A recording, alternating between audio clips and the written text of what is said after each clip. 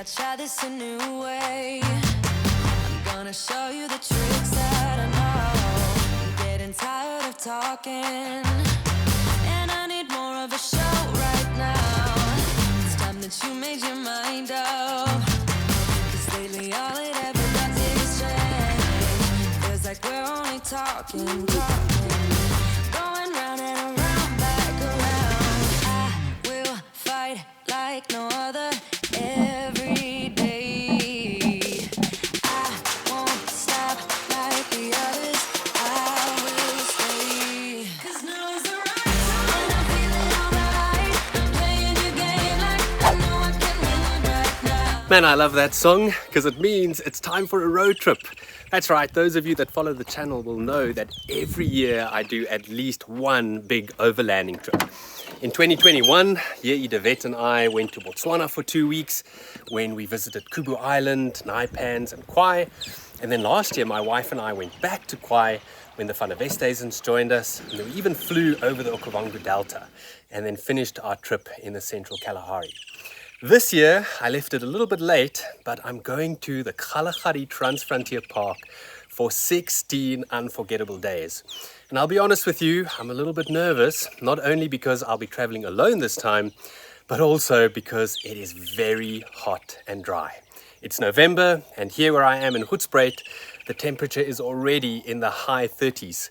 And I hear in the Kgalagadi, it's even worse. Now I know a lot of you are probably already thinking, come on Philia, just show us the lions already. Well, you're going to have to be a little bit patient because this is going to be a long series. I really want to share the whole overlanding experience with you. And that includes the packing process, especially considering the fact that I had Tom Cruiser fully kitted for overlanding recently at Big Country. So the first thing I'm going to do is take all this stuff that I've got under my carport and we'll pop it on the roof. Look who's helping me pack. Hey guys.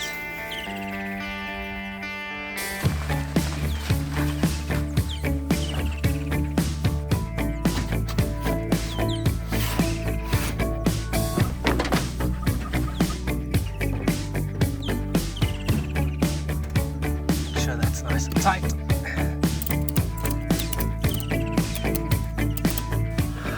Man, I tell you what, this Hoedspruit heat is a killer. Next up, let's put up the high lift jack.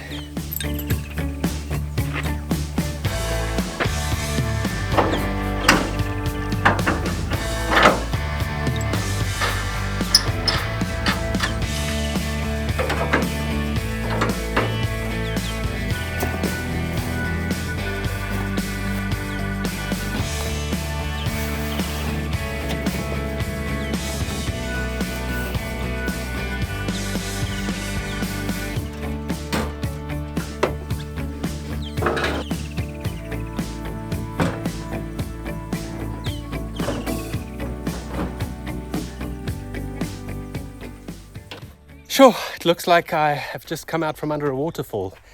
Like I said, this is not going to be the last time you see me sweating. It is incredibly hot and humid here in Hoedspruit. But hey, everything's on top of Tom Cruiser. The jerry cans are empty at the moment because I might not actually need them. I'm taking them with just in case there's a fuel issue at camps like MataMata or Nossob. So at the moment they're empty, and I've also left the water can empty because that's additional weight at the moment that I don't want to put on top of the roof. Remember, every car can only take so many kilograms, and this Prado 90 series can only take 100 kilograms on the roof. And the roof rack's already quite heavy, so is the wood box, the awning, and then that second spare wheel. So I first got to get to the Kgalagadi, remove some of the other stuff before I put extra weight on. But of course, when I get there, the chairs will come down and the table will come down, and so will the jerry can. So yeah, that's basically all the packing on the roof done. Now it's just all the goodies inside, and then tomorrow we're to the Kgalagadi.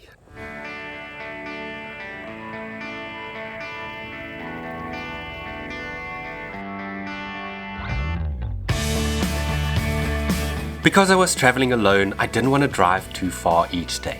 So I decided to overnight in Pretoria. But first, I had to make a stop at my favorite camera store. So I've just pulled in here at Outdoor Photo in Pretoria East to pick up some rental gear. I usually photograph with a Canon R6 and 100 to 500 when I'm out on safari, but I decided to also take along a Canon R7 and a 600 prime to give me a little bit of extra reach there in the Kgalagadi. So if you're ever looking for a great place to pick up some rental gear or to buy some gear, check out our outdoor photo. I'll leave a link in the video description.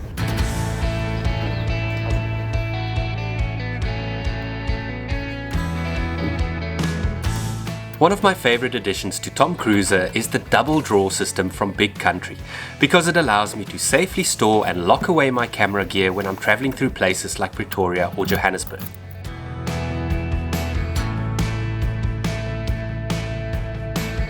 The following day, however, cameras and lenses made way for fresh groceries in Upington, my final overnight stop before I reached the Kgalagadi. I also used the opportunity to fill my water tank on top of the roof rack with 40 litres of drinking water, and the plan was to top it up from time to time as it ran low.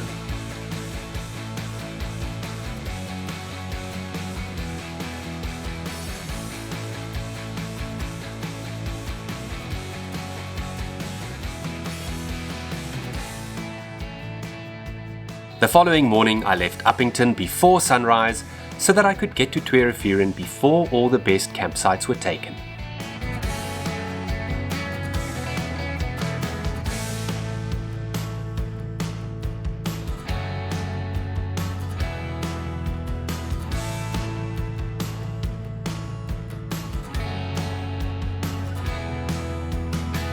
Man, it is amazing to be back in the Kgalagadi. Let's go find a nice big tree.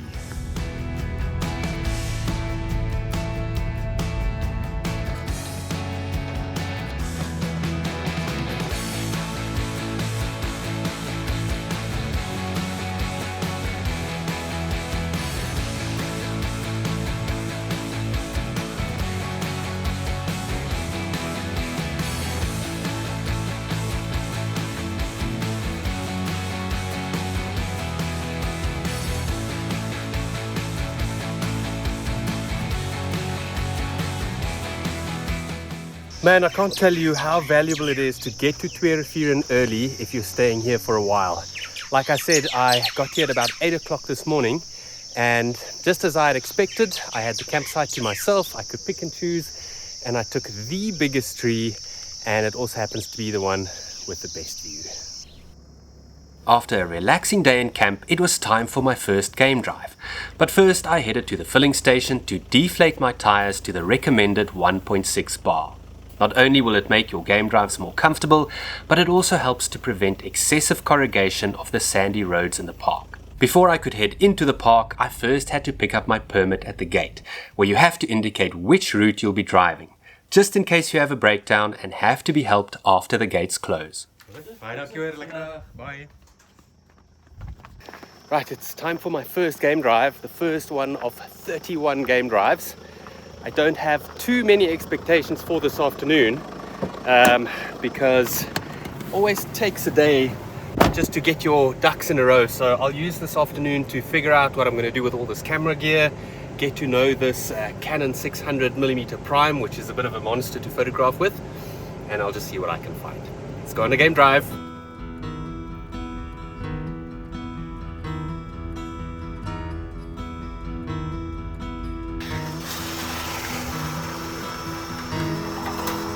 Freedom!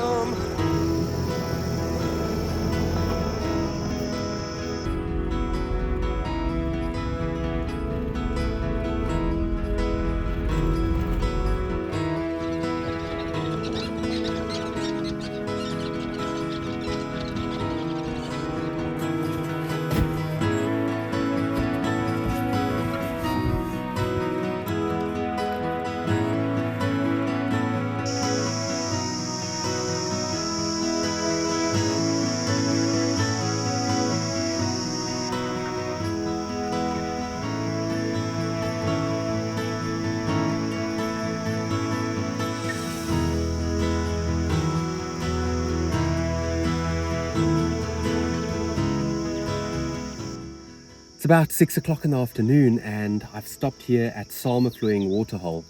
And what I realized in the short little game drive this afternoon is that your chances of actually seeing anything moving before 6:30 is virtually zero. It's just way too hot. But that's not an issue. I think what I'll do in the afternoons is just do exactly this, find a waterhole, park off with the hope that something thirsty comes down. And then in the mornings when it's a little bit cooler, I'll cover more ground, drive a little bit faster with the hope of bumping into some active cats. For now, I'm just incredibly grateful to be back. I don't mind the heat at all. I may not have seen much on my first game drive, but it was wonderful to be back in one of my favorite national parks.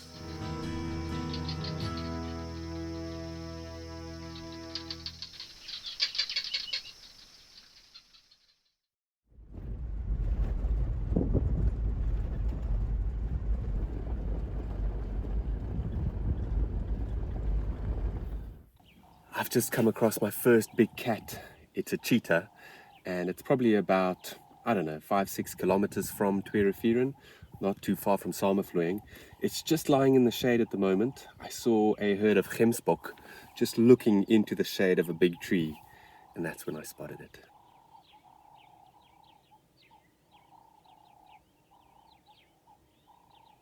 Gemsbok are now walking straight towards the cheetah. It's gone flat, crouching behind a tuft of grass or a bush or something. Let's see what happens.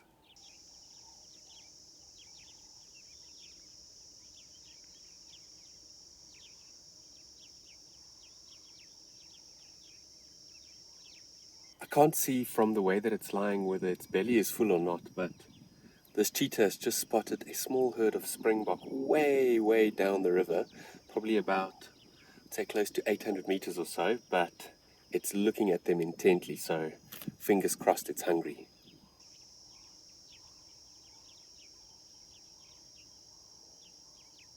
Right, she got up and she moved. It's a female and she's very skinny, so I'm sure she's hungry. She moved about 200 meters towards where those springbok are, and then she went down again in deep shade of a big camelthorn tree, and she's pretty much invisible now. I only spotted her earlier because I could see a little head and because the gemsbok had their heads up, but I promise you, if you had to drive past here now, you wouldn't see her. Man, this is so cool. This cheetah's gotten up and she's basically walking straight towards me and towards the springbok.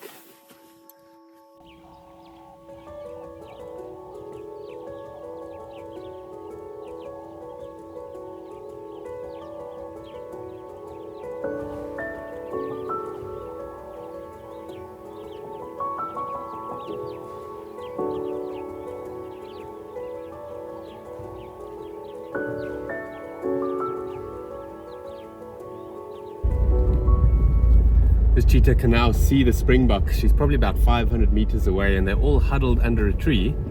I'm just reversing to keep up with her and to keep her on my side so it's easier to film or photograph if she does make a chase. But she's going to have to decide now whether she's going to actively stalk them or whether she's going to go down and ambush them, hoping that they move her way. I've just got a few bushes in the way, so if it does happen, I hope I see it.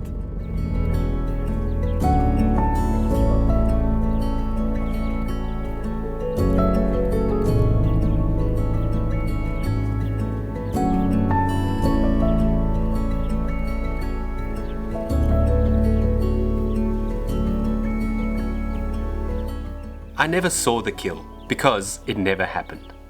The springbok eventually safely made their way to Samefloing, whilst I made my way to camp, where I created a makeshift office by adding some side panels to my ostrich wing awning, and then charged all my gear with my trusty Bluetti EB70 portable power bank. So it's nearly 6 o'clock in the afternoon. I left that cheetah female this morning close to Samefloing Waterhole, and I have learned since that it's an old female called Henry. She's about 12 years old, one of the oldest cheetahs in the park. And I've just found her again. I would guess she's about 600 meters from Samefloing itself. And she's basically just walking a little bit, lying down again, walking a little bit, lying down again, exactly like she did this morning. And there's a herd of gemsbok checking her out again, maybe even the same herd as this morning.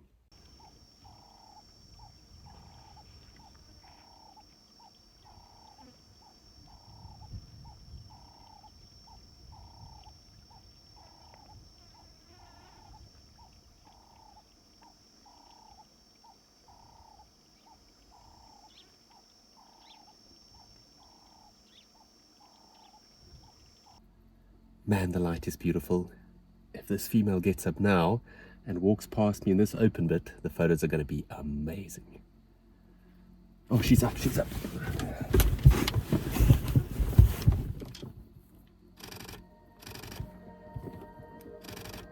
Wow.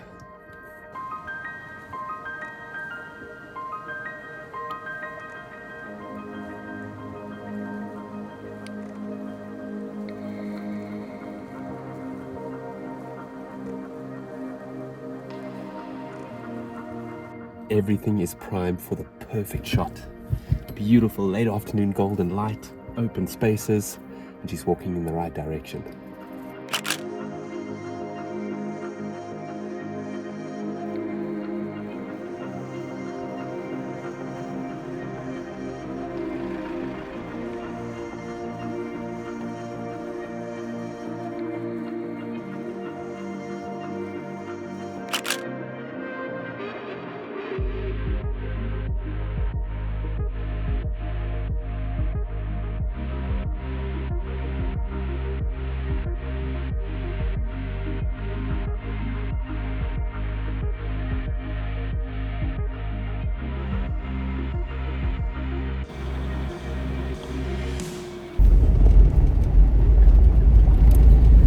Oh my goodness, that was the most beautiful cheetah sighting I've ever had in the Kgalagadi. Man, the light was so perfect.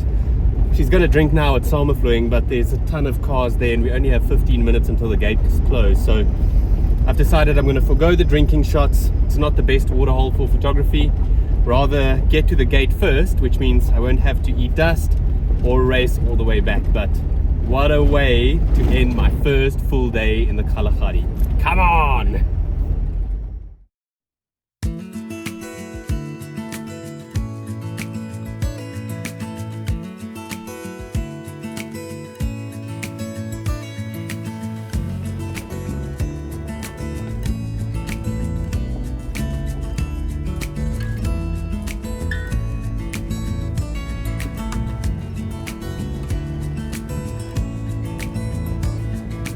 So it's about 7 o'clock in the morning here at Melkvlei picnic site, and because everybody at Twee Rivieren has been talking about the lions in this area, I made the classic mistake this morning to chase the lions as opposed to just waiting for the Kgalagadi to show them to me. I even drove past 2 cheetahs along the way.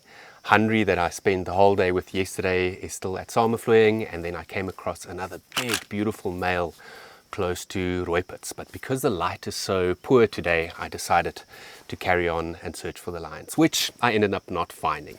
I did, however, see a beautiful yellow Cape Cobra right next to the road, and it even lifted its head and spread its hood, and I got some incredible photographs. It's a very good reminder to wear closed shoes when you're out here in the Kgalagadi, especially in the evenings in the campsite, because things like Cape Cobras, puff adders and thick-tailed scorpions are certainly around. And if you get bitten or stung out here, you're very far from help. Now, speaking about closed shoes, Gym Green Footwear is the sponsor of this series, and I'm wearing their amazing shullies, which is basically something between a thalia and a shoe.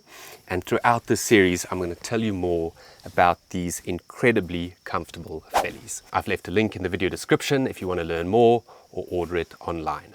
Now, this morning, as you can see, it's overcast, a little bit of respite from the heat, and I tell you, last night was unbearably hot. Luckily though, I was able to keep myself cool by taking the Bluetti into the tent and running a fan, and I've left the cover off the tent as well for a bit of a breeze to go through.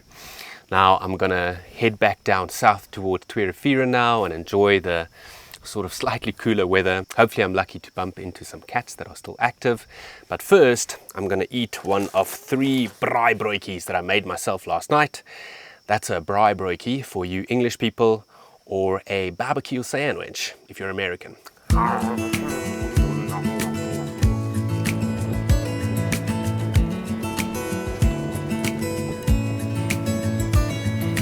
It must have rained between KK and Rooikop shortly before I arrived in the park, because on this section of road there was actually green grass under the trees and fresh leaves on the 3 thorn bushes, attracting plenty of springbok.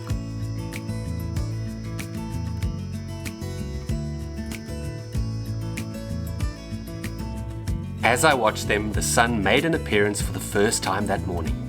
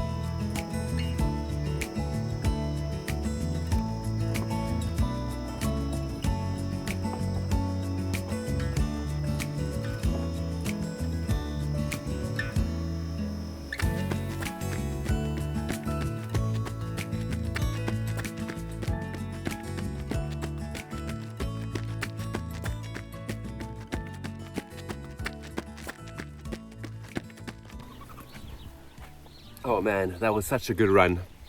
It's about 20 degrees colder this morning than it was 2 days ago, so I just couldn't resist the opportunity to get a bit of exercise. And yesterday afternoon when I got back from game drive, my whole tent was covered in sand, and I don't mean the outside, the inside, on my duvet, my pillow, my clothes, everything. So what had happened was, while I was out there, this massive Kalahari sandstorm came through, and one of my side flaps must have come loose. And the sand just got in, and that's the problem with this Austrail tent, I must be honest. It's great to take the top off if you want to sleep under the stars or get a bit of a breeze through on a hot night.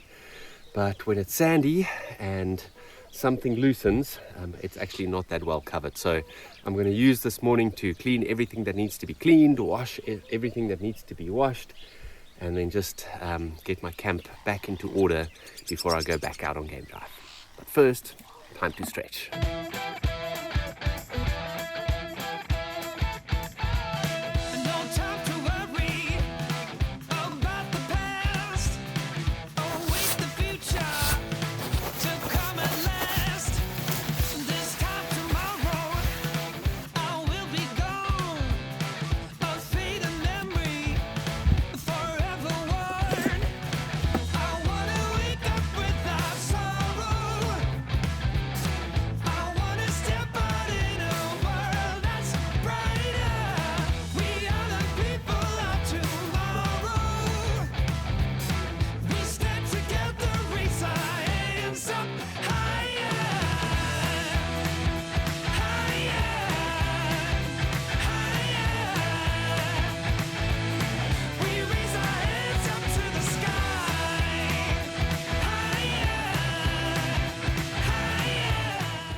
There we go, folks. Everything is finally clean. I washed the dishes, I washed my clothes, got rid of all of the sand in that tent, even cleaned the inside of the car. So yes, my campsite looks like new, and I think I'm about ready for a shower now.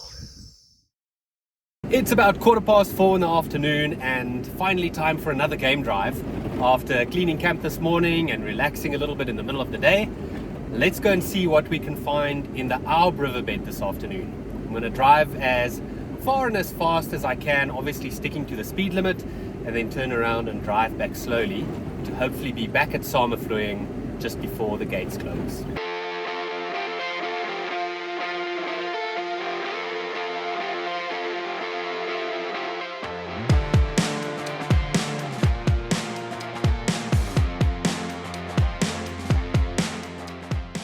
So I've driven 37 kilometers up the Aub riverbed all the way to Montero's Waterhole, and I've been checking the deep shade both in the camelthorn trees and the kelkreed ridges for spots, because this area between Gemsbok Plain and Kamkwa picnic site is definitely the best area in the whole park for leopards.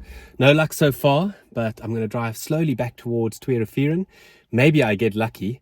And I thought tomorrow morning I'll drive up the Nossob riverbed again, but even though I didn't see much now, it's so exciting driving this piece of road, and I just feel like something can happen any minute, so I may very well come back here tomorrow morning. Let's go find that leopard.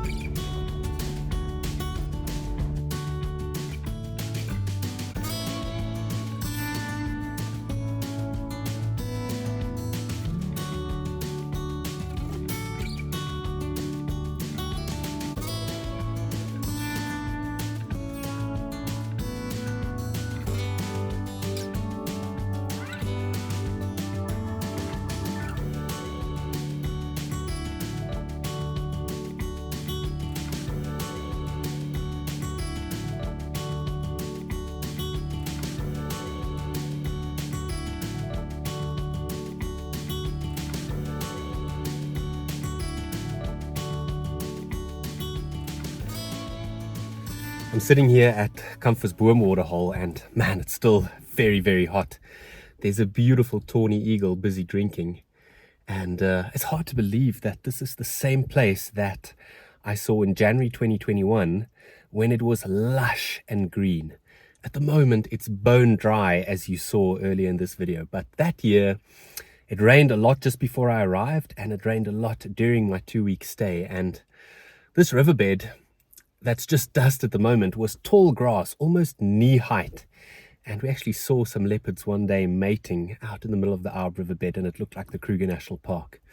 One day we saw a mother leopard with 2 cubs, and the grass was so tall that we could only just see their heads above the grass. It was only when they jumped into a camelthorn tree that we could see them properly. At the moment, though, it doesn't look like there's any rain predicted, so I doubt very much that I'm going to see a green Kalahari this year. This was the driest I had seen the Kgalagadi in a very long time, perhaps ever, and the lack of general game in the riverbeds was almost unbelievable. Most of them must have been in the dunes, or perhaps deep into Botswana looking for areas where it had rained a little bit. But rather than dampening my spirits, all the drought did was give me more respect for the animals that live here, and I got the feeling that an epic sighting was just around the corner.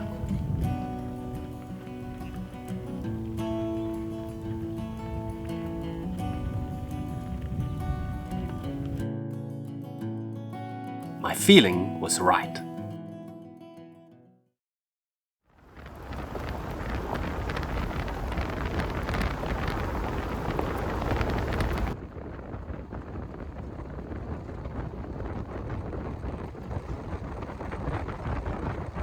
I think I just spotted a leopard here in the Arb riverbed.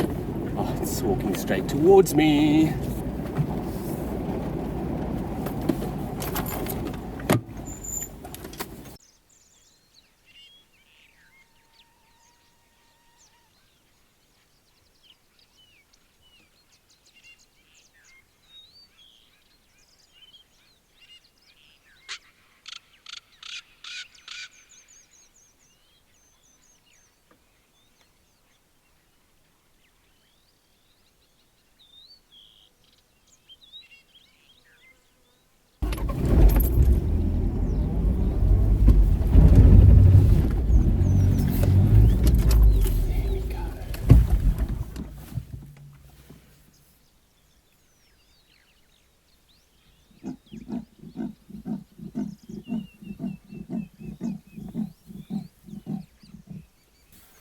I don't know if you heard that. It's a big male.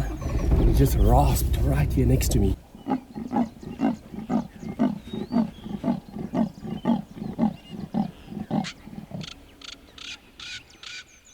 The rasping, together with how massive it looked, is what made me think it was a male. But in all the excitement, I completely forgot to look for the obvious. Testicles, which this leopard did not have. It was in fact an adult female, Mira, looking in great shape and fooling me with her size.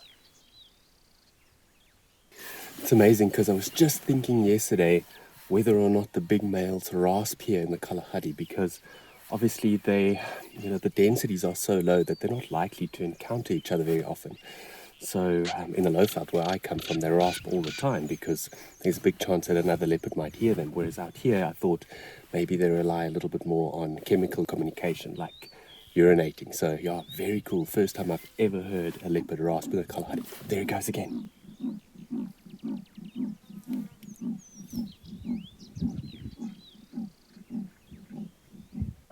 It was obvious that Mira was on a territorial patrol, calling vigorously and scent marking continuously as she made her way south along the Arb River towards Comfortsboom.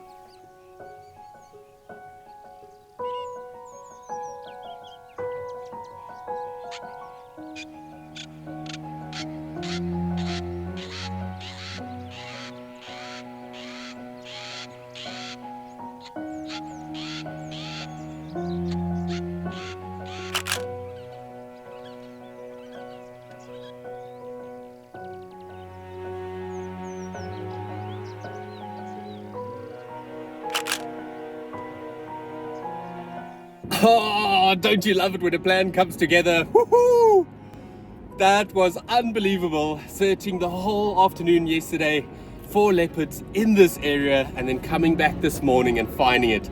Thanks for convincing me on Instagram stories. There's about 1,000 people following along on the stories, which is absolutely amazing. And last night I asked, should I go up the Nossob to look for lions, or should I come back to the Arb River to look for leopards? And you guys voted leopards, and I found one. Oh, how fantastic is that?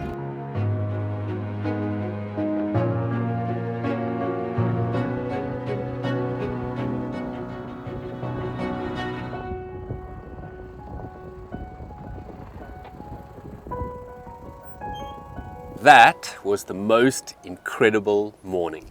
Now, just before I left Hoedspruit, my wife Tabby asked me whether or not I think I'm going to be lonely on this trip. And I said to her, I don't think so, because whenever I make these videos, and especially when I'm talking to you guys, it feels like you're right here with me. So this morning when we saw that leopard, it felt like each and every one of you was sitting right next to me in the car. For now, I'm going to head back to Twee Rivieren. And if you think this morning was nice, wait until you see what I've got planned for tomorrow morning. This morning I'm going to a very special place, the Kalahari Trails Meerkat Sanctuary, which is located about half an hour's drive from Twee Rivieren. Now the last time I was here was 11 years ago when Tabby and I came out to interview the late Professor Anne Rosser, who used to own the place, for a Go magazine article. Now not only was she an expert on meerkats, but also on this part of the Kalahari. Now that trip was midwinter, so it was freezing cold, and I remember in the mornings Tabby would sit on the stoep with 2 little meerkats on her lap, also trying to soak up the sun. And I would lie in the sand to photograph the little guys, and they would come and dig in my hair and pull on my lip. So very, very special memories, and it's so exciting to go back. This morning, I'm actually going to go on a meerkat walk.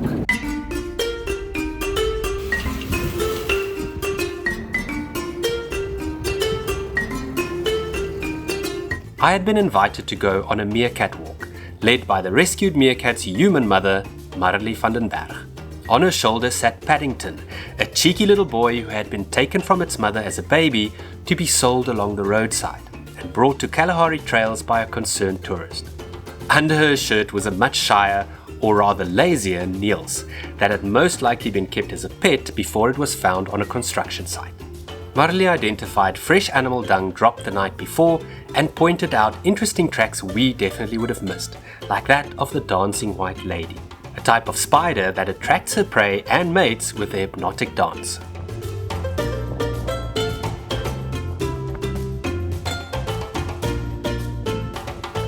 She also spoke in depth about meerkat behavior that little Bedinkt was all too willing to show off at the crest of a red Kalahari dune, digging for grubs and scent marking on everything and everyone he could find.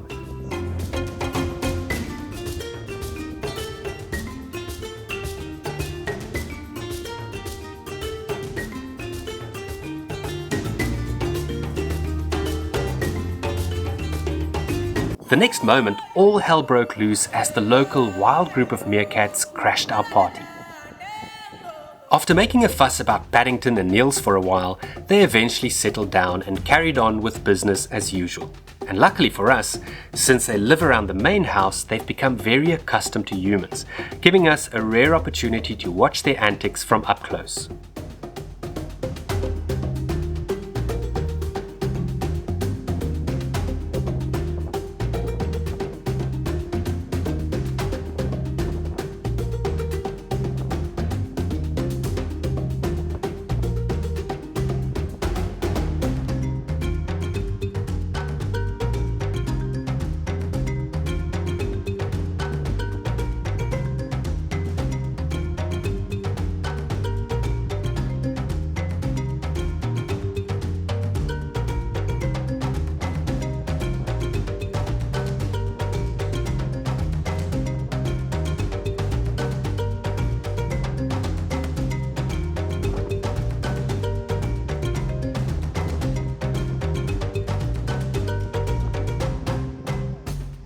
Bedinkt and most of the rescued meerkats that end up at Kalahari Trails will eventually be reintroduced into a wild group like this.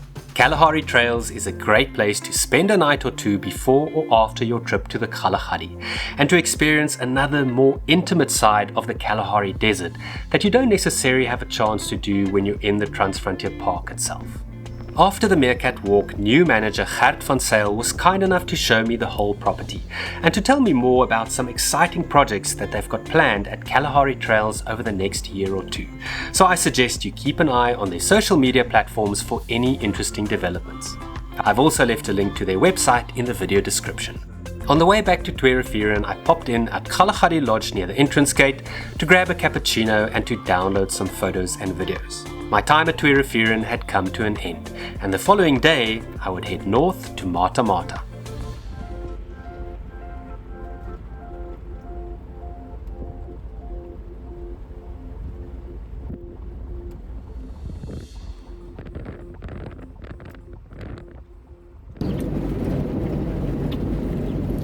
I had such an amazing time at Twee Rivieren with some pretty awesome sightings as well, like that cheetah near Samevloeiing or that leopard walking down the riverbed near Achterloonie. And who can forget those cute little meerkats at Kalahari Trails. But today I'm driving to MataMata, where I'll be camping for the next 4 days.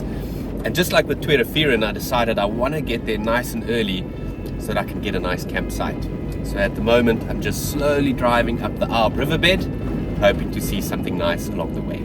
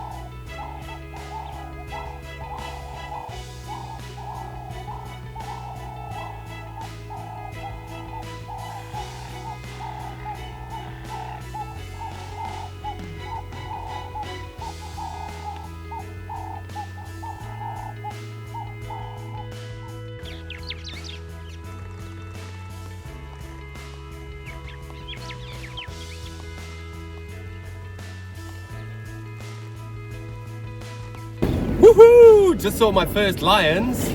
Beautiful lioness and a big black-maned lion at 14th borehole. Yo, man, I'm really looking forward to these next 4 days at MataMata.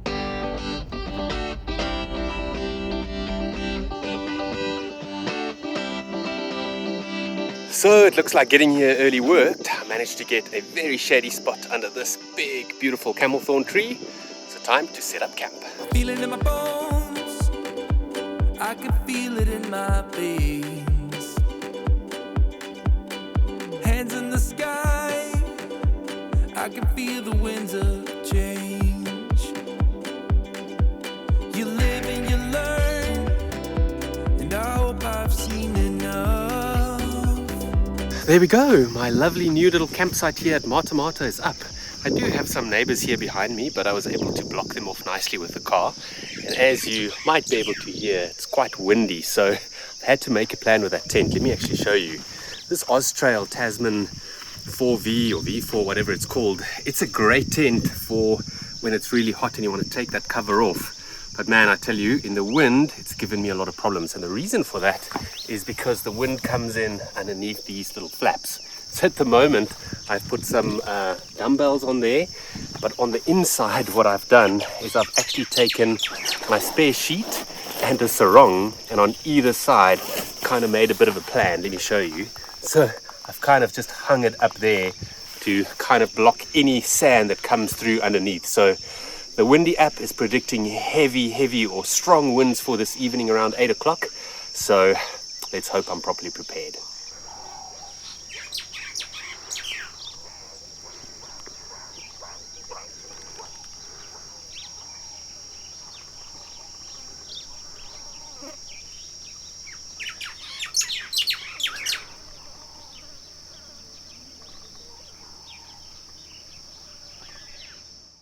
It's only 1 o'clock in the afternoon and I'm already heading out for my afternoon game drive, which might sound crazy considering how hot it is. But you know what, here in the Kgalagadi there's a saying, a change in the weather often brings about a change in behavior. So what I'm hoping for is that those 2 sleepy lions that I left at 14th borehole this morning might start getting active soon, just because it's a little bit cooler and quite windy. And if I look closely at that lioness's teats, they were quite swollen, so I actually think she might have small cubs, so you never know. Now it's about an hour's drive there, which means it's going to be an hour back to MataMata, so I'll probably only have 4.5 hours or so to sit there, but a lot can happen in that time.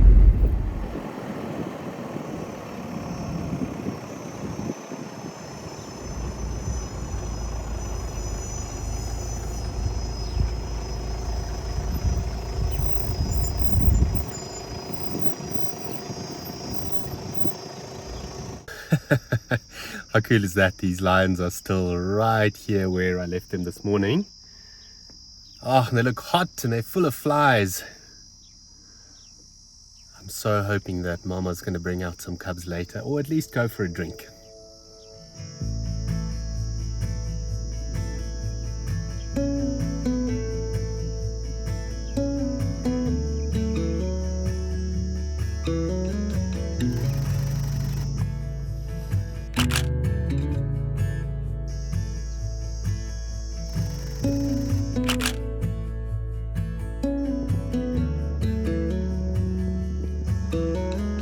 See those suckle marks?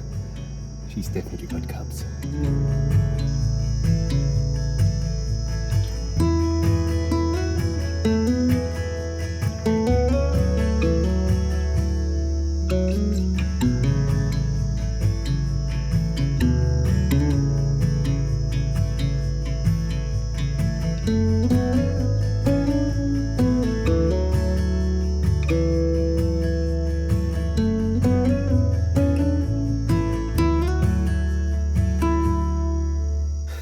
Just looking around to see whether I can spot the cubs, and I just spotted another male lion under another tree.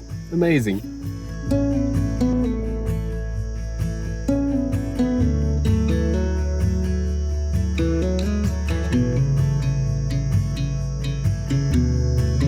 Around 2:30 the lions got a little bit restless, and the female decided to get up and head over to the waterhole for a drink.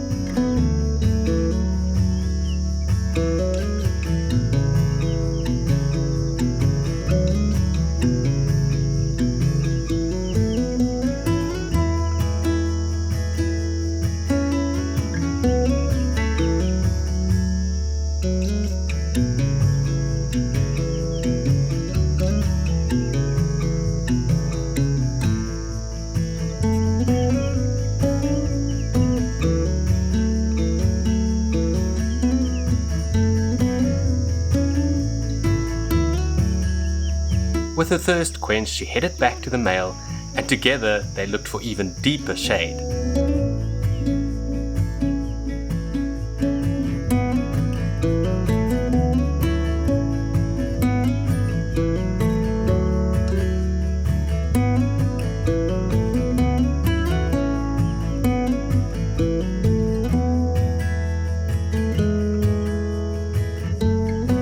It was only at 5:30 that they finally became active, and I knew that the mother would be heading to the cubs. The only question was, where was she keeping them?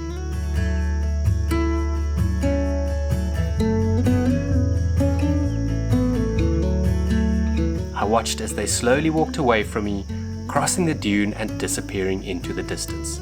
I wasn't going to be seeing any lion cubs that afternoon.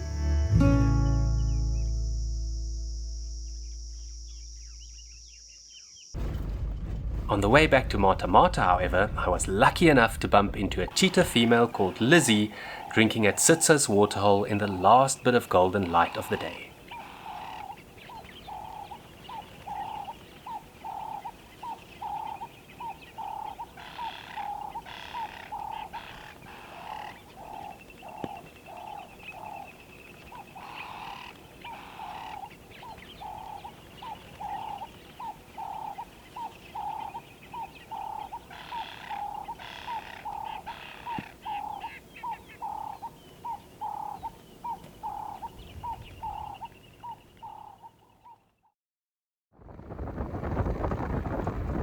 I woke up to a lovely, cool and wet morning and decided to head to a nearby waterhole.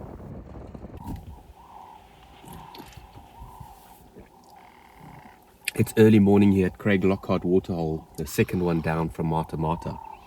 As you can hear in the background, the doves are very active all around the waterhole.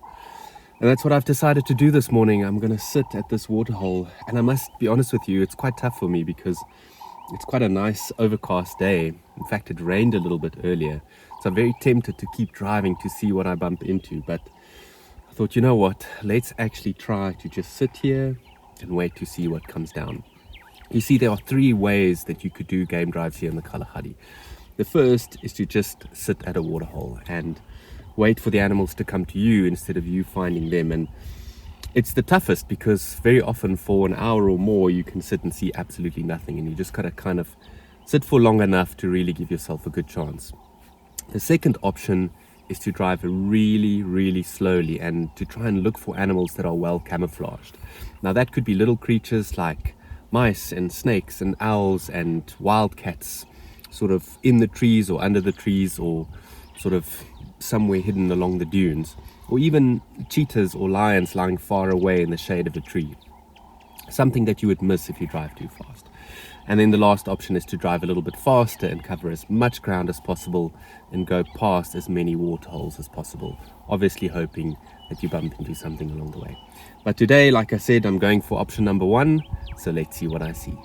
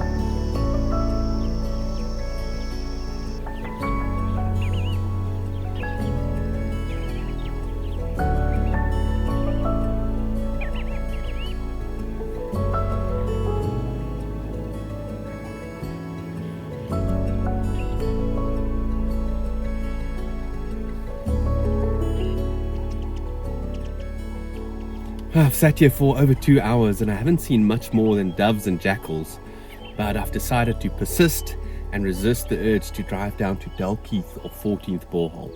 So while we wait for something to come down and drink, let me quickly tell you about the sponsor for this video series. Gym Green Footwear is a proudly South African company that has been producing leather boots since 1992.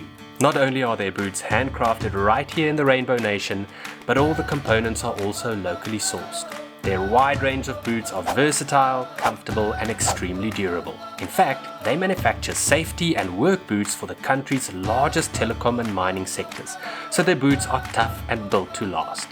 Gym Green Footwear sells both men's and ladies' boots and fellies, and you can follow the link that I've added at the top of the video description if you'd like to order a pair online.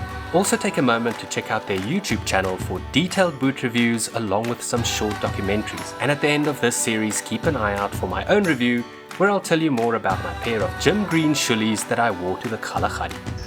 Man, that's so funny. When I got back to camp and it was so much cooler than on the average day, I decided to go for a run, and as I'm doing loops around the camp, one of the staff ladies said to me, "Excuse me, meneer, het u die leeu's gesien? Excuse me, sir, have you seen the lions?" I said, what do you mean? She says, no, there's 2 lions drinking down at the camp waterhole. So quickly ran down, well, first grabbed the camera, then ran down to the hide, and there were 2 lionesses drinking. And that just shows you, hey, it's all luck of the draw. I'm sitting at Kgalagadi for 3 hours and I only see jackal, doves and gemsbok, and I get back to camp, lions drinking. What a win. With my morning stakeout at Kgalagadi being relatively unproductive and the lionesses being so close, I decided to spend the rest of the day in camp, enjoying being surrounded by so many beautiful small creatures. Wish that I could stay. Wish for this moment to never go away. But it's all in my mind. And though I know that there is nothing to find, you're a beautiful sight in the summer night. And you can't put up a fight in the misty light.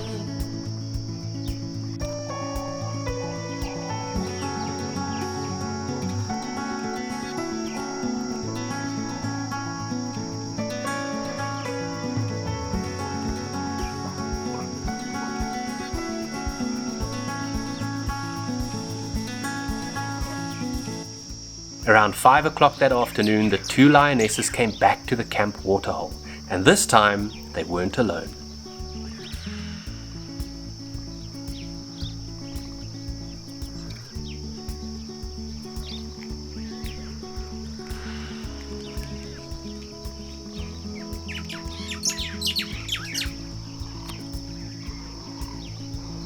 Man, what a special afternoon. I decided to not go out for drive, and not only have I spent the afternoon with these cute little meerkats here in camp, but I've also had the lionesses come down to drink, and they brought their cubs with. What a magical afternoon in MataMata. Cheers.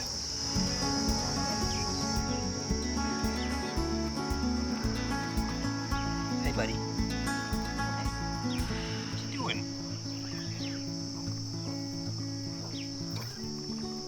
Basically what these meerkats are going after, along with some yellow mongooses and some ground squirrels and a lot of birds, are some moths that actually drown and half drowned in my washing up tub last night. So there's some weird kind of plague of moths and butterflies at the moment, and any little bit of water you leave out overnight gets absolutely filled with moths.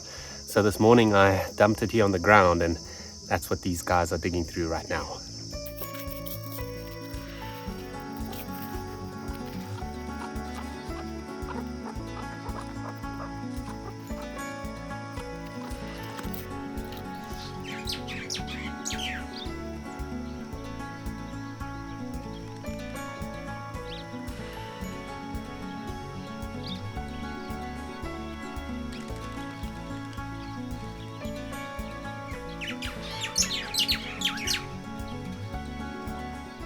Shortly after sunset, the lions returned for one final drink before it got dark. It had turned into one of the most enjoyable days in the park since I arrived at Twee Rivieren just over a week ago, and little did I know, the following day would start with a bang.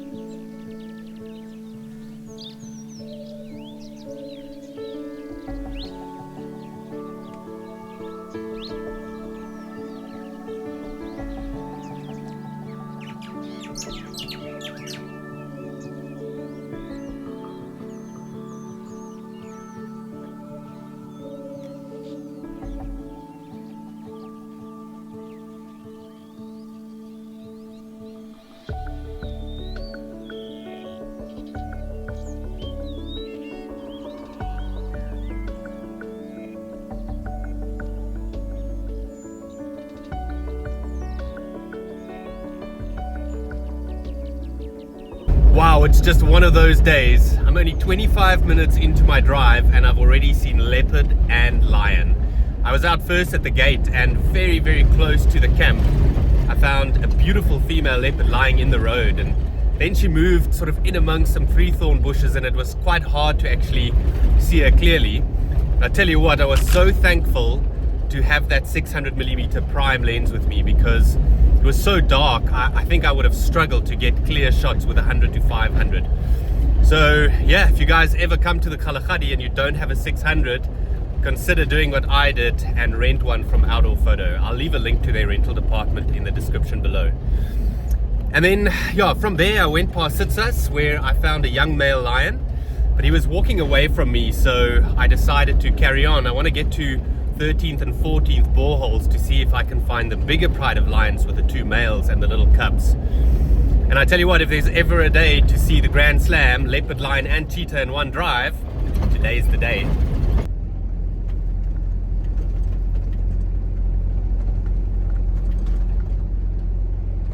Right, so I just went past 14th borehole and there's no sign of the lions here.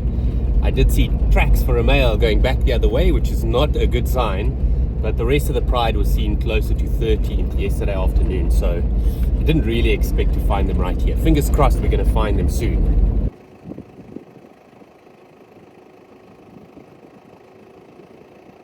Pulling up to 13th borehole now. Oh, here they are, here they are, here they are, here they are. Oh, she's roaring, she's roaring.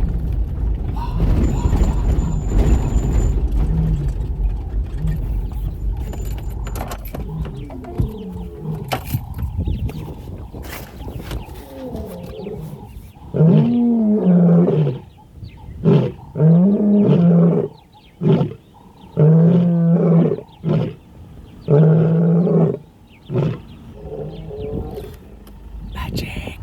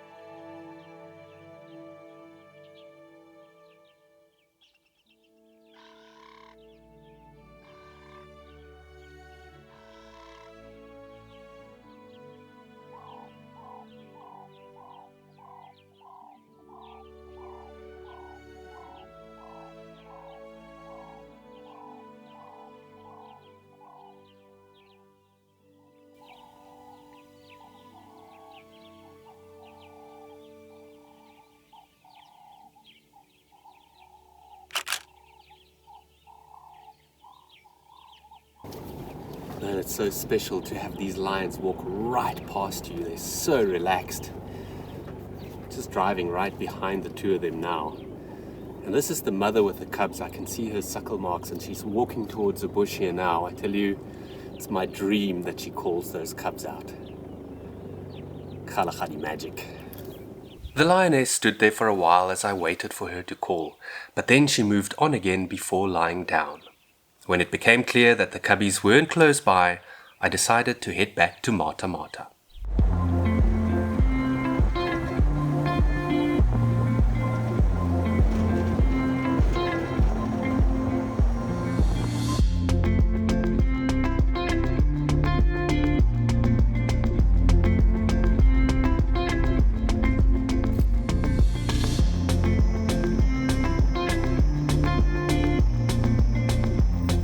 The first thing I do whenever I get back to my campsite is to open my big country ostrich wing awning.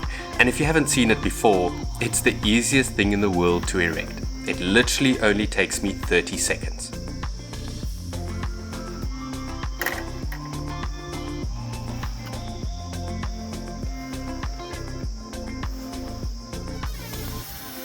After that, I plugged in my laptop to the Bluetti EB70 so that I could download all the footage from the morning's epic game drive. I tried to identify the leopard I had seen near camp, and I started editing some of the photos, including the ones I took of the lions, so that I could post them on Instagram stories. Looking at these photos, it just blows my mind again how different the Kgalagadi looked this time around compared to when I was last there in January 2021. That year it was extremely lush, with the riverbeds looking like fairways and a variety of colourful flowers covering the Kalahari. Butterflies congregated at natural pools of water that had formed in the roads, and the meerkats could hardly see over the grass.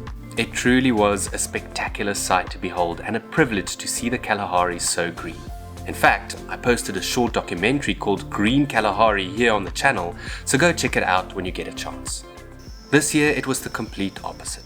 Grass made way for dust, butterflies were replaced by sandstorms, and the riverbeds were empty and the Kalahari quiet. But as you've seen in the series thus far, if you're patient and persistent, even a hot, dry summer can produce some unforgettable sightings.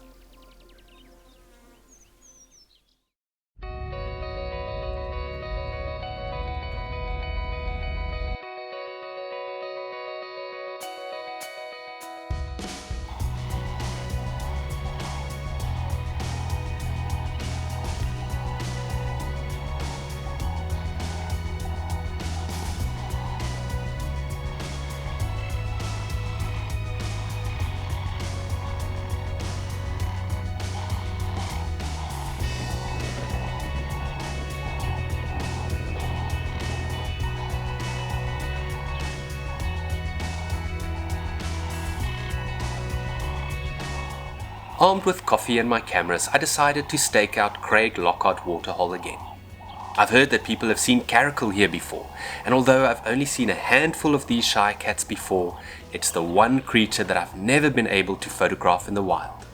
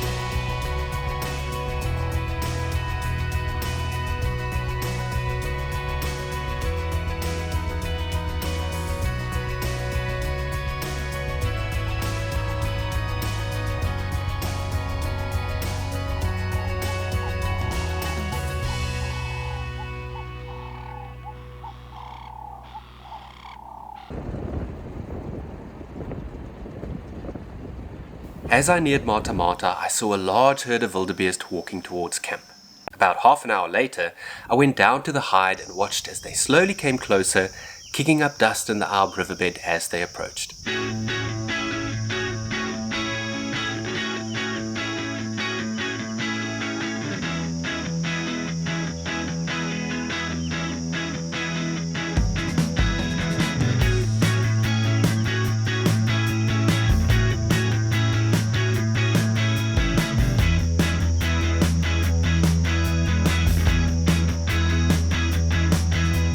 After that amazing wildebeest sighting, I put on my shullies and walked over to the Namibian border post on the other side of camp. So I've just crossed over to the Namibian side, and that's what's quite cool here at MataMata. You can cross over without a passport and walk to the small little farm stall close by. Just want to go and see whether they've got some rusks.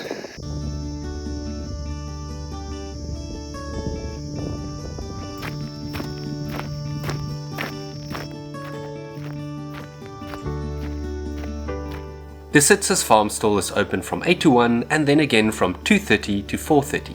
And inside you can pick up a fresh cup of coffee and a selection of meats, along with snacks, drinks and a selection of other goodies like rusks, jams and even gifts. Man, I'm so glad I came to the farm stall because I got my rusks. Let's get back to camp before it gets too hot. Woo! It's going to be another scorcher. In this heat, I'd used up 40 liters of drinking water in just over a week, so it was time to fill up the tank again. Because I knew MataMata had diesel, I never filled up my jerry cans at Twee Rivieren. But then the filling station's card machine suddenly stopped working, and I was low on cash as well. Luckily, I could make an electronic transfer to a friendly neighbor who had some to spare, and I was able to fill up Tom Cruiser as well as the jerry cans just in case Nossob ran into the same issue. The lesson: always carry enough spare cash, and if you have them, keep those jerry cans full. It was time to say goodbye to MataMata, and I realized what I'd missed most about this wonderful camp were the meerkats.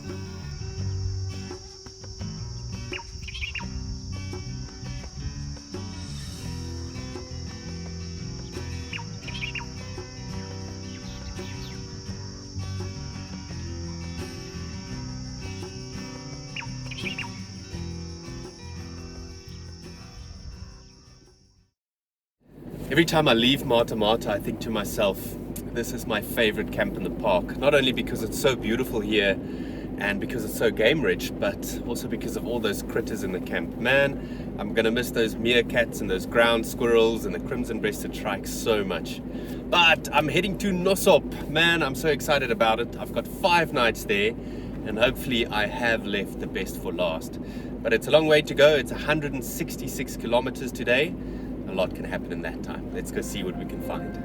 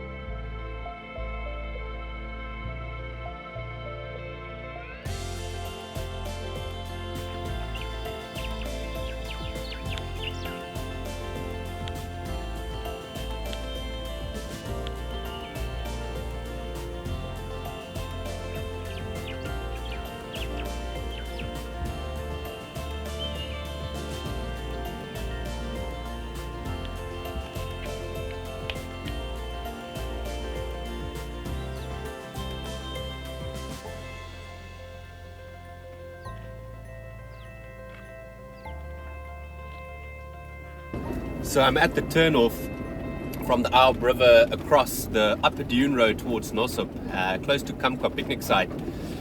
But man, it's nice and overcast, and even though it's already 8 o'clock, it's still nice and cool. So what I've decided to do is to carry on a little bit further south in the Alb and do this stretch past Rooikop, Montrose, maybe all the way to Waterhole, and maybe see whether I can pick up a leopard, and then I'll come back this way and cross the upper dune road. Wish me luck!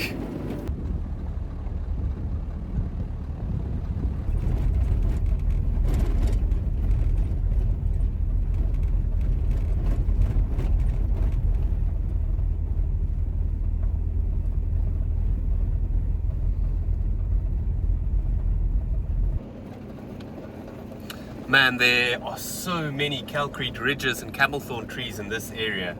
It's the perfect leopard habitat, but you've got to drive so slowly so that you can scan each and every one of them carefully.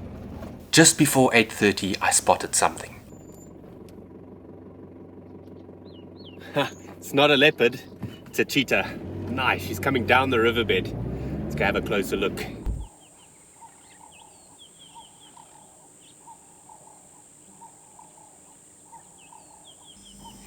It's a female and she's very, very alert. I bet you she's looking for springbok. She's got a little bit of a limp, and I recall someone saying last week that Henry that I saw in those first few days had a limp, so maybe it's her. I'll have to check the ID a little bit later. It was indeed Henry, and she was more than 60 kilometers north of where I last saw her at Samevloeiing at the start of the trip.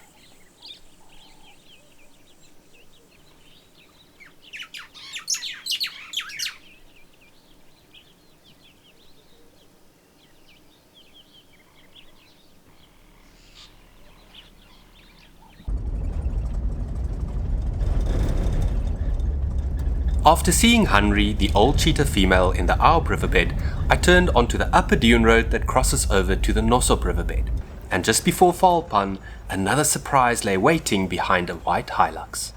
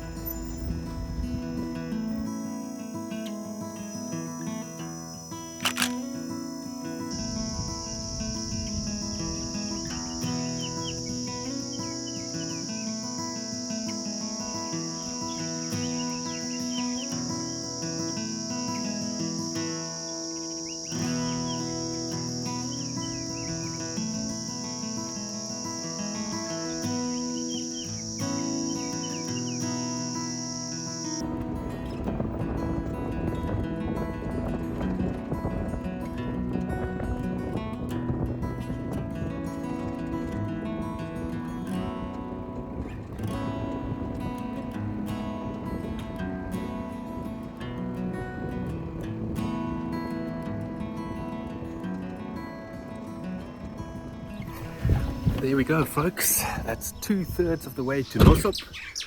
Finally at Leopard's called picnic site, and yo, how special was that cheetah sighting and the bonus lion sighting on the upper dune road?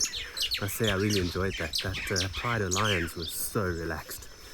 Man, I can't tell you how excited I am about this stint at Nossob.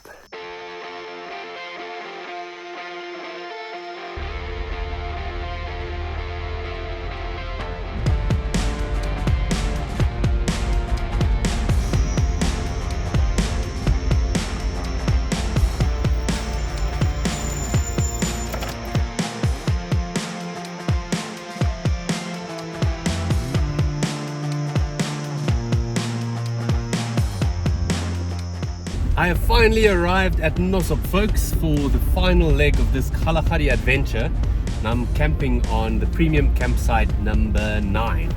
So let's hope it's a good one.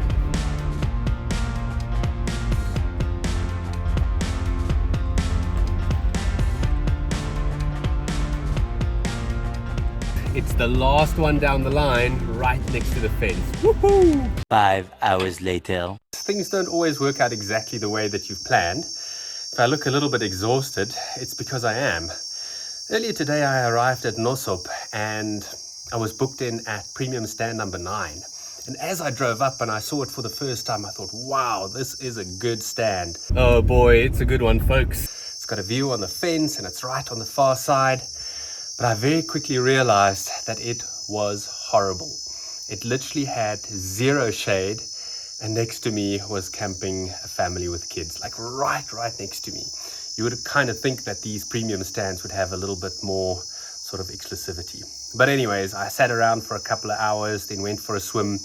And as I walked down towards reception, I saw that stand number 2, which has got a lot more shade and is much more exclusive, and it's also on the fence, is free. So I took a chance, asked, and they were able to move me. So long story short, I've got good news. I've got a nice campsite here at Nossob. So let's get unpacking.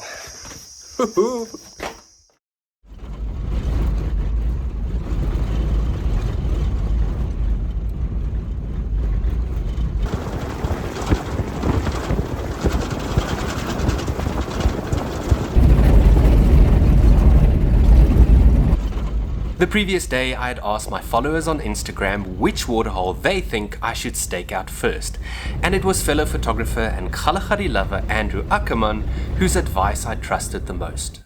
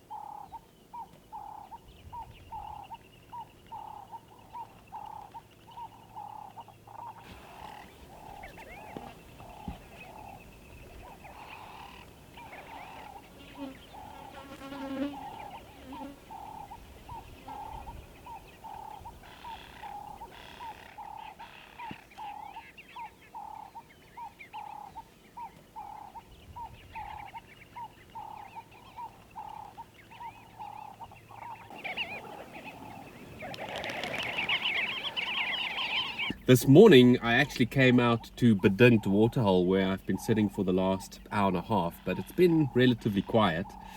I tell you what, the roads north of Nossob are so corrugated. It's really bad.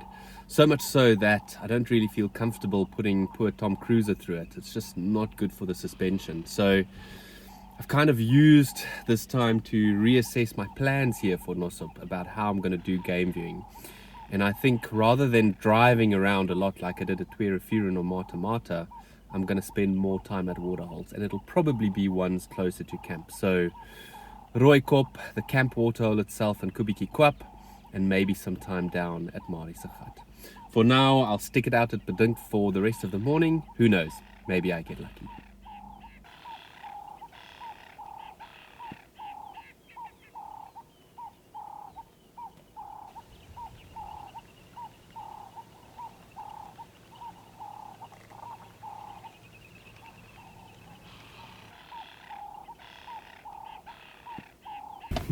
No ways, Caracal. Caracal's coming right this way. Wrong lanes.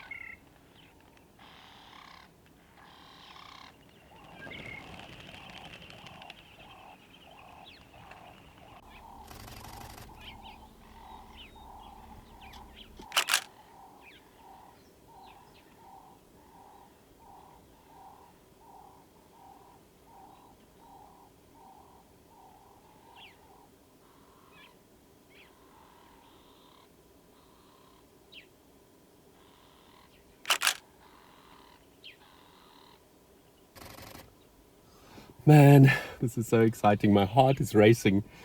This is the first time that I've ever been able to photograph a caracal in the wild. I've seen them before, but I've just never had the opportunity to photograph them. This is a very special day. People often ask me how I get so lucky when I'm on safari, and I always answer, it's all about planning. Knowing which camps to visit at what time of the year, which roads to drive at specific times of the day, and which waterholes to stake out to see specific animals. All of these questions and more are answered in Kgalagadi Self-Drive, Routes, Roads and Ratings, a book that contains information about each and every waterhole in the Kgalagadi, as well as the stretches between them, along with all the camps of course. If you use the link at the top of the video description to order it online, you'll get a 10% discount.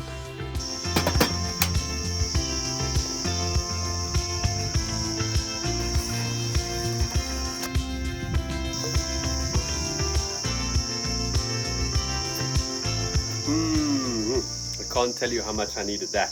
while I let it cool down, let me quickly show you around my little posse here on premium site number 2. I'll take a step back and turn around. So this is my little kitchen area. So I've got a lovely counter that looks out over the riverbed, or at least I can almost see the riverbed. And this is where I make my coffee and keep all my kitchen stuff, wash my dishes, and it's really nice to have my own sink. You'll see that I also have a power point, and that's what I currently use to charge the Bluetti EB70. So the reason I still have this out is I do take that unit into the tent to run a fan at night, and it just means I don't have to run the cable all the way that way. So still coming in very handy even though I have power here. On this side I've got a little sort of, I call it my reading nook. So I store a few things there. I've got my book for this afternoon, Kgalagadi Self-Drive, Routes, Roads and Ratings. Go and check out the link in the description. And my comfy chair to just sit back and relax and kill the hottest hours of the day. Out here you'll see I've pitched my tent over there. Doesn't look like much shade now, but late in the afternoon those trees give very nice shade. And then if we walk around here you'll see this is what makes it so nice. I've got my own toilet, my own sink, a shower, and then also a place to store all my clothes. So this is definitely one of the biggest reasons why I got this stand, is to have my own ablution facilities, because I'm not a big fan of public ablutions.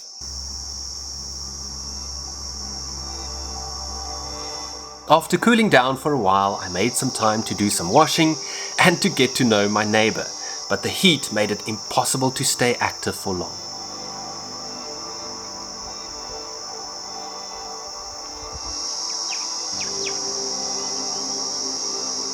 It was so hot that I decided to skip the afternoon game drive and spend some time in the camp hide instead.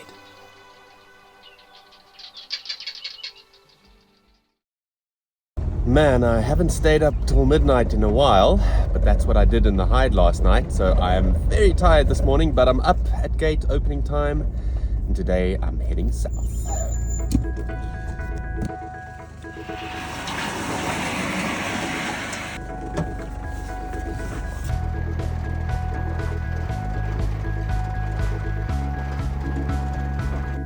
It's 5:45 in the morning and I've come down to Rooikop Waterhole, which is the closest one to the camp. And I decided to sit here this morning instead of further away like yesterday, just because I can be here during the coolest hours of the morning, which hopefully means some predators will come down. Still tired from sitting in the hide last night, but it was worth it. I had a cool Lioness sighting. She was very shy, so I couldn't put my spotlight on her, but she kind of snuck away across the riverbed from the Botswana side and had a short drink. So yeah, fingers crossed some more relaxed lions come this morning, and luckily I've come prepared as well.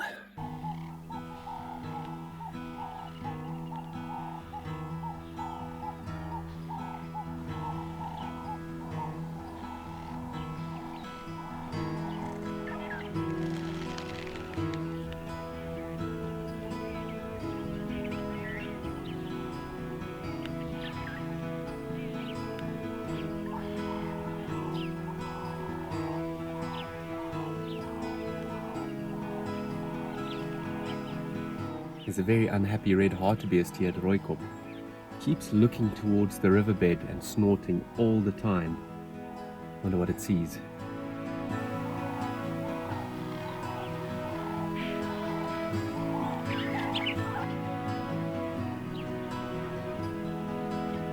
One of the sort of tricky things here in the Kgalagadi, you never know, should you be staying at the waterhole or should you be driving around and searching? Someone else just stopped here saying that they saw a lion with a kill at Mari's hut, but quite far away, but a lot of jackals around. So suddenly you start getting FOMO again and you think, oh, but maybe I should go there.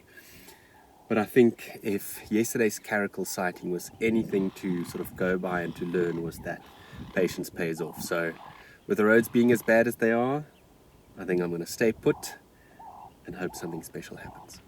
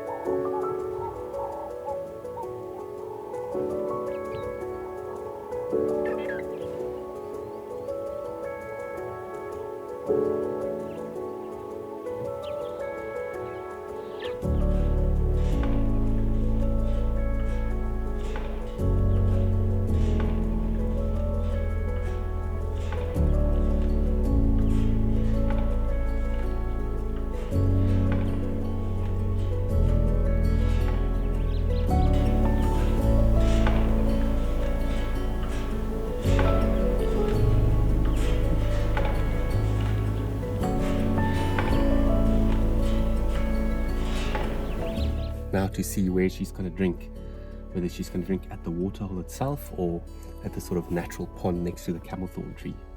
Kind of hoping for the latter.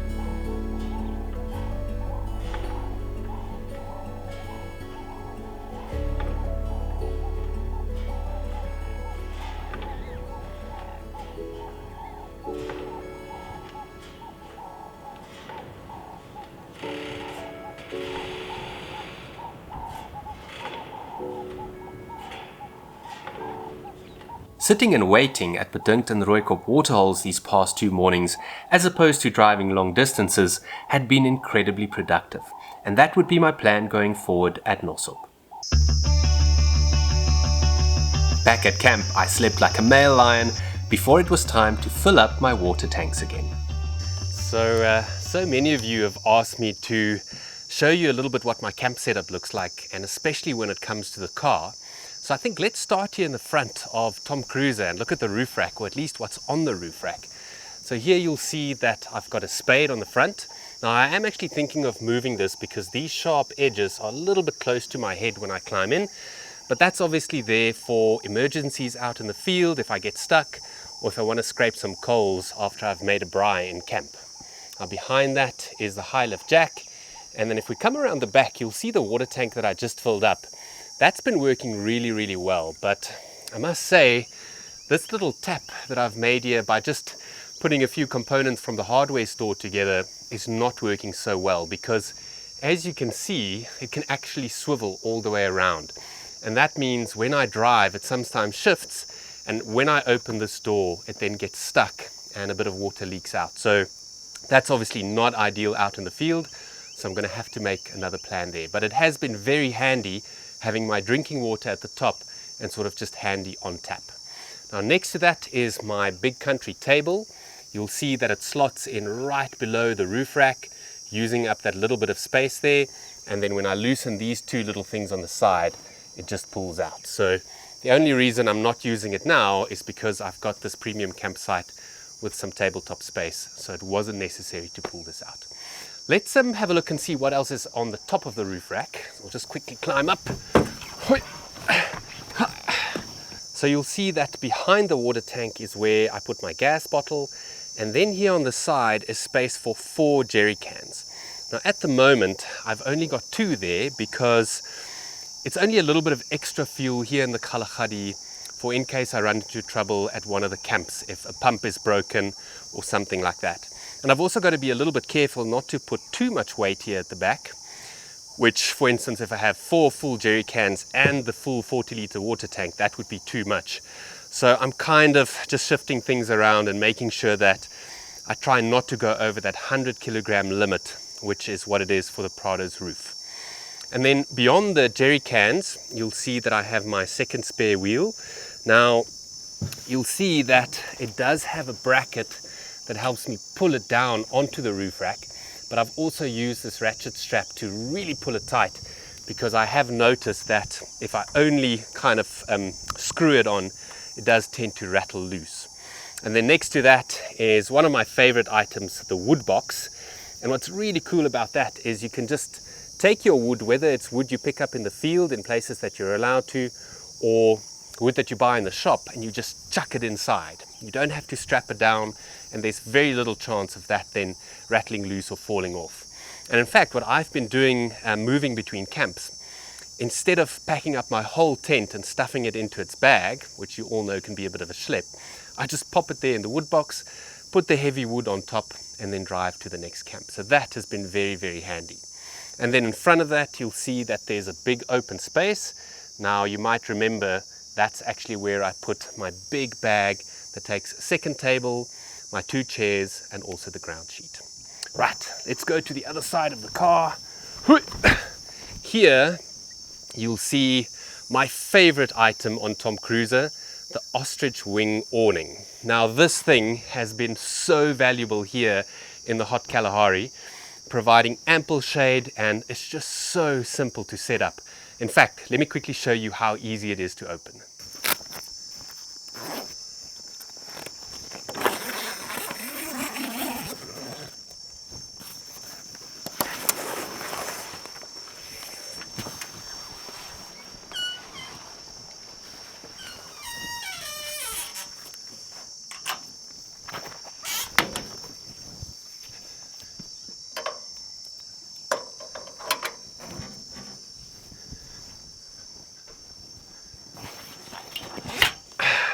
How simple is that?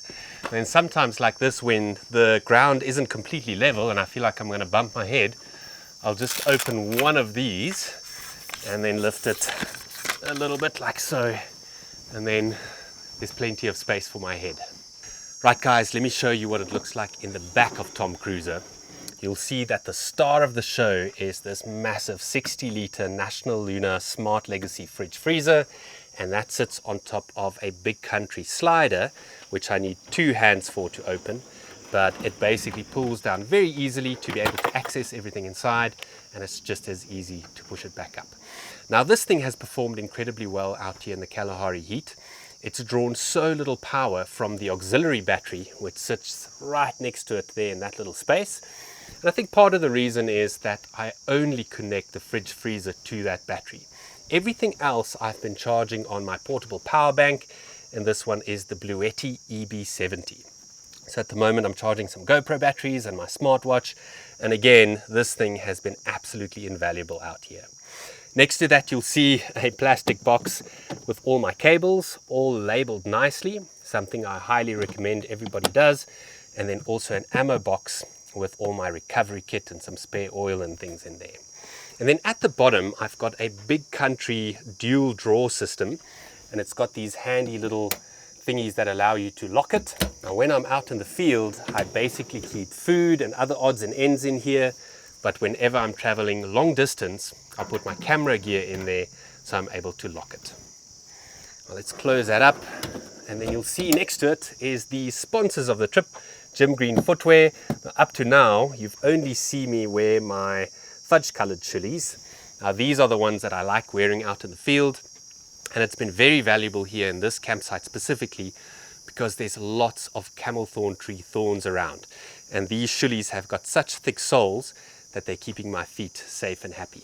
But in this box, the ones you haven't seen, it's my dark brown chilies, or chocolate chilies as I like to call them. And just look how beautiful they are with the thick soles, the double stitching, and that lovely shape. So if you guys want to get your hands on a pair of chilies, simply follow the link that I've added at the top of the video description. Now last but not least, I want to show you my tent. It's the Austrail Tasman V4. Now, as you saw in one of the previous episodes, it does have a bit of an issue with sand being able to get underneath and fill up the tent when there's a windstorm like here in the Kalahari, and hence the sarong that I've put up there. But I must say I quite like this tent for all the space that it has, and on a windless hot night you can just take that cover off and sleep under the stars.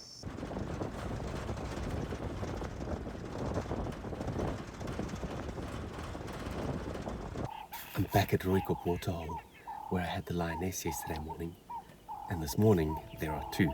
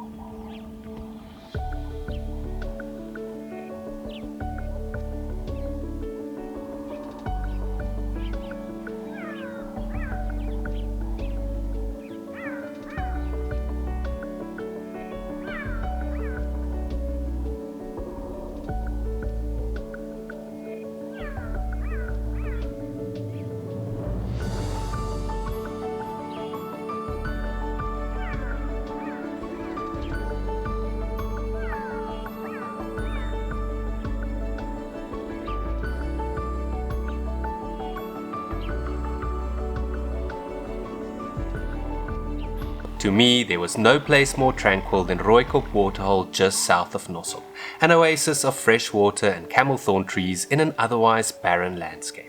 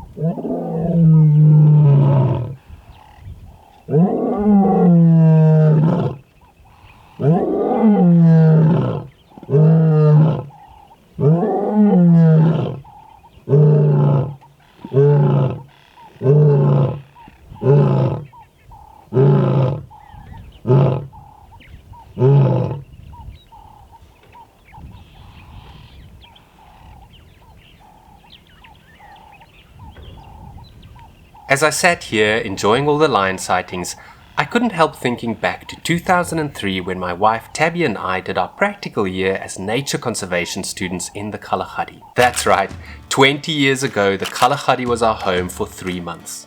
At first we lived in a place called Blikkiesdorp in Twee Rivieren, where we lived in what felt like prison cells and shared a tiny kitchen with 7 other students. Later on we moved to Nossob, where Tabby and I stayed in the shack, a massive single-room building with half-brick, half-reed walls that used to be located close to where Nossob's swimming pool is these days. Our jobs included clearing the camp rubbish, fixing fences, grading the roads, and building jackal-proof bin boxes. We also did erosion control, conducted the sunset game drives, and even cleaned the picnic site toilets before you could flush them. But most of all, we pulled pipes. Hundreds and hundreds of pipes. These were some of the toughest but also the most memorable months of my life, and I wouldn't change it for anything. The friends I made, lessons I learned, and the experiences I shared made it all worthwhile. Around 10 o'clock I headed to Kgalagadi Waterhole just north of Nossob for a while, just to see whether or not I could find some drinking battaliers, and luckily for me, my timing was perfect.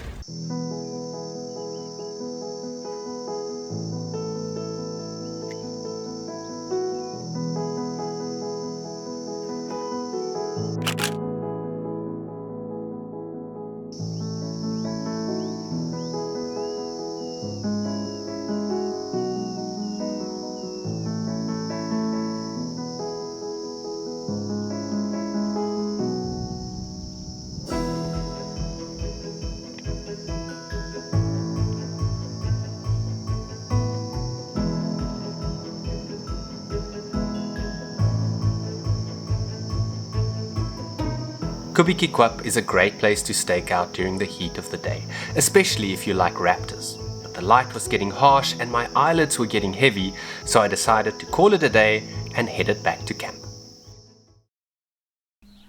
It's about 6 o'clock in the afternoon and it's just starting to cool down, and I'm back here at Rooikop Waterhole where I've spent a lot of time over the last couple of days. But it's been so productive, especially for lions. It's where I saw those 2 beautiful lionesses drinking this morning, along with that one roaring right next to the car, which was definitely a highlight of the trip so far. I thought I was going to spend a lot more time further north, by Kgalagadi and Kwang and Bedinkt and even further up north, but I tell you, the road is the worst I've ever seen it. It's so corrugated. And that one time I drove it, I thought I was going to kill Tom Cruiser. It's just not worth damaging the suspension this late in the trip when nothing else has gone wrong. So it looks like Rooikop's going to be my hangout, at least for this afternoon. And some people told me this morning, for that little period that I was away by Mari's hut, there was actually a male lion here as well, and it didn't go too far away before it lay down. So hopefully the next thing you see is a big male lion. That's about as close as I've gotten to seeing a male lion. I'm back here at Rooikop Waterhole. It's the following morning, and I must be honest with you, I don't know whether I'm doing the right thing or not sitting here. When I woke up this morning, I thought to myself, let's go back to Rooikop because I've seen so many lions here so far. But then I heard someone in the queue saying that they've graded the road north of Kgalagadi, so it's only 10 kilometers of bad corrugation before it gets better. So I thought maybe I should drive up to Kwang or Bedinkt where I saw the Caracal. And then I remembered that a tip that I always give other people is don't get FOMO, just stick to your plan. So I'm back here at the Rooikop. I'm going to spend about 3 hours or so here. Let's hope I made the right decision.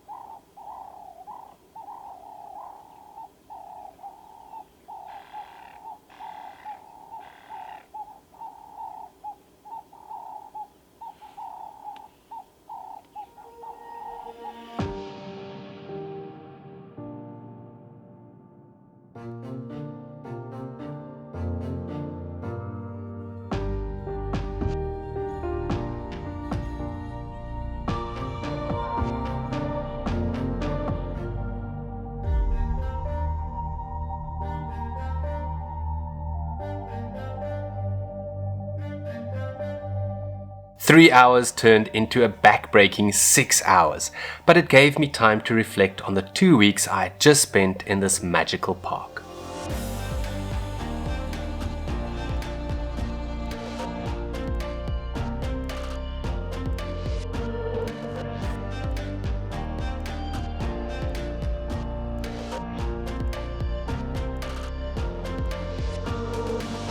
I was reminded of how harsh the desert can be, not only for the animals but also for humans, and how tough it can be to find what you're looking for even when you put everything in on your game drives.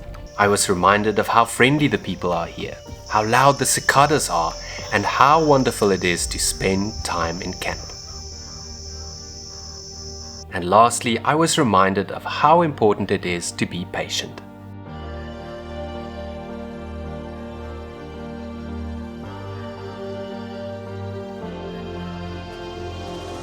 Man, I'm going to miss the Kalahari so much, and I can't believe my 2 weeks here is nearly up. I really have had some of the best sightings I've ever had in the park. But I must be honest with you, I can't wait to get home and to see Tabby and the dogs. Now, as I've sat here this morning at the Rooikop Waterhole, kind of just reflecting on the trip, I realized again how privileged I am to share all these amazing sightings with you. And this trip has been a little bit different because obviously, as I'm sitting here right now, I'm recording a video that I still need to go home and produce, and that's what you're eventually watching right now. But on this trip, I also ran Instagram stories, and thank goodness there was Wi-Fi in the camp for me to do that. And what it allowed me to do was to share my sort of sightings and adventures on a daily basis with up to 1,000 people. And so many people reached out to me to say how much that meant to them. And then while I was in camp and even out on drive, so many people recognized me, or Tom Cruiser as well, and came over to talk about the Kalahari and wildlife photography. And that was a very humbling experience. And it just kind of reconfirmed that I'm doing exactly what I need to be doing. And if I'm completely honest with you, I would be doing this full time if I could.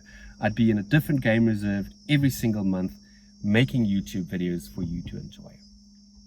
But the reality is it's unfortunately just too expensive to do that. I do, however, have to thank all my patrons that make monthly donations to support the channel. Without you guys, this trip wouldn't even have been possible.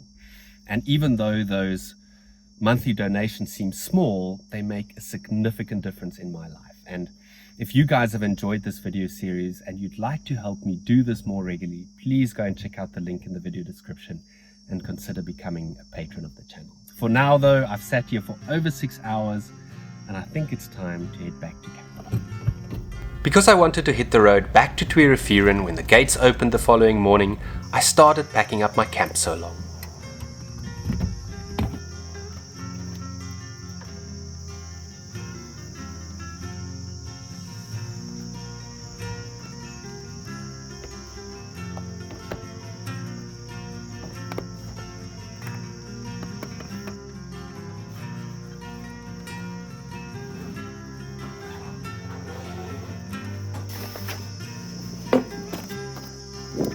There we go, folks. Tom Cruiser is about 90% packed, and it is my last afternoon here in the Kgalagadi, and I've decided rather than going on a game drive or sitting at Rooikop Waterhole again, I'm going to just chill in the camp hide and hope that something nice comes down. And then tomorrow, it's my final game drive all the way down to Twee Rivieren. So I really hope that we can end on a high note and that the Kgalagadi spoils us with something special.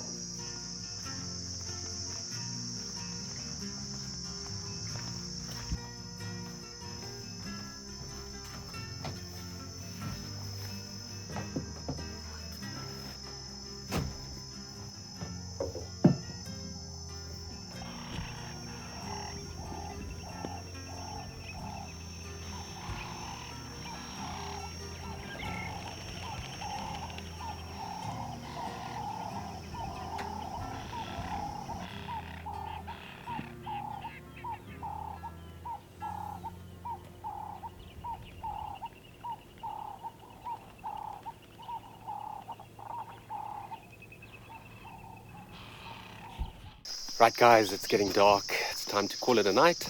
I'll see you tomorrow morning for the final game drive.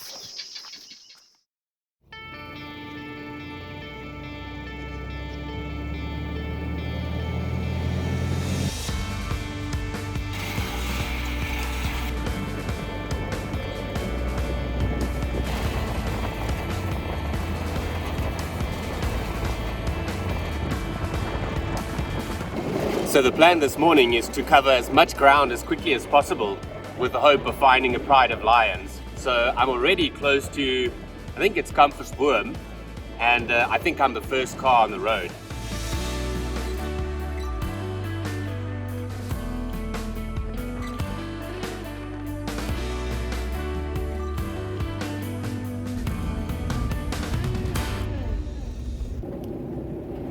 Just pulling into Caracal Waterhole now. Don't see anything just yet.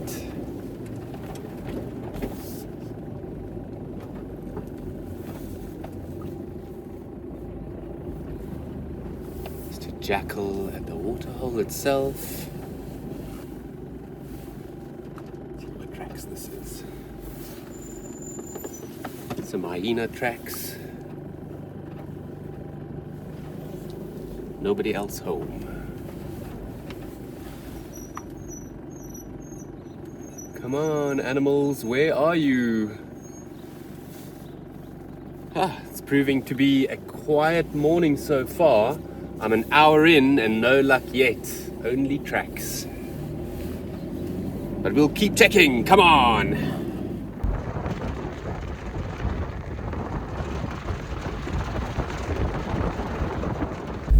Oh yes, oh yes. Found my lions. I don't even know at which waterhole I am. Just down from Ditbart's Cork, and there's 3 male lions lying right out in the open. Woohoo!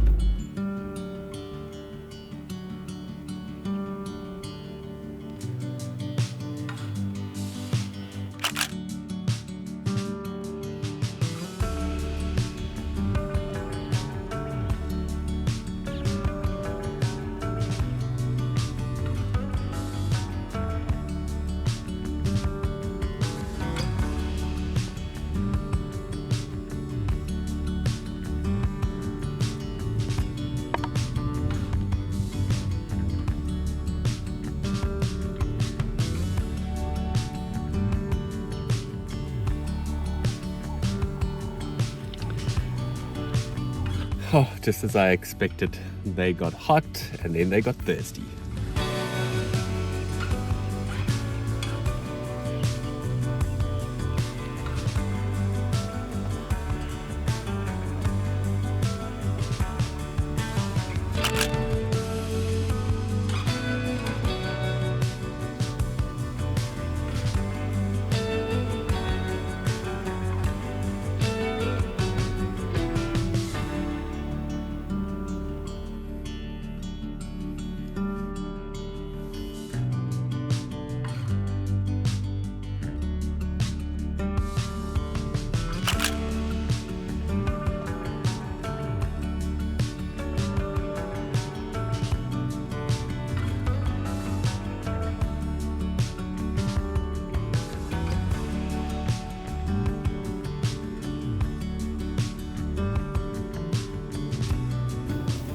Oh my goodness, what an amazing sighting. You must see the photos that I've got of those two males when they lay right on the side. What a way to end Kgalagadi Trip 2023. Magic.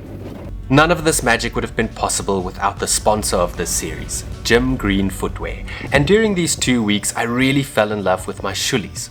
Whether I was hanging out with meerkats, climbing onto Tom Cruiser, dodging camel thorn tree branches, or simply walking around camp, they never let me down. They really are the perfect safari felly. Keep an eye out for my shoelie review that I'll post on the channel in the near future, and click on the link at the top of the video description if you want to visit the Gym Green Footwear online store. Thank you so much for following along on my Kgalagadi adventure. It really was a trip full of unforgettable sightings.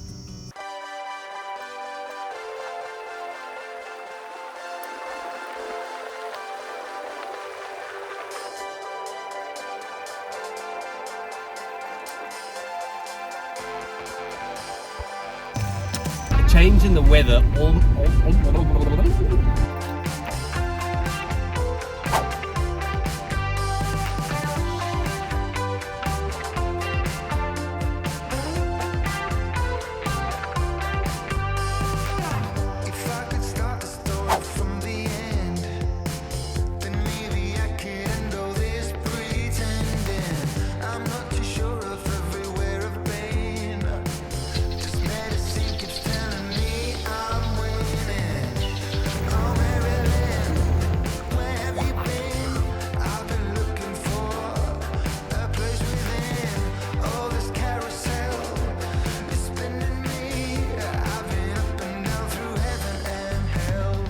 Oh man, that was a magical